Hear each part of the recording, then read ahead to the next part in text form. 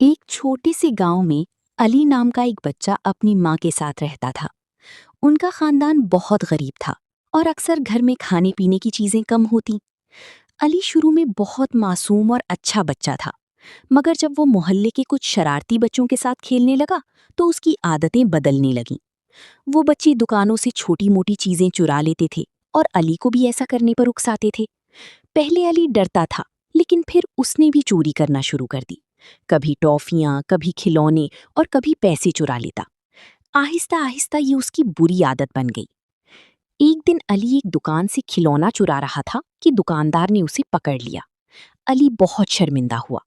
दुकानदार ने उसे मारने की बजाय प्यार से समझाया कि चोरी बहुत बुरी बात है और इससे इंसान की इज्जत खत्म हो जाती है। अली की माँ को जब ये बात मालूम हुई तो वो बहुत दुखी हुई। उसने अली को मोहब्बत से समझाया कि गुर्बत बुरी नहीं, लेकिन बेईमानी बहुत बुरी चीज है।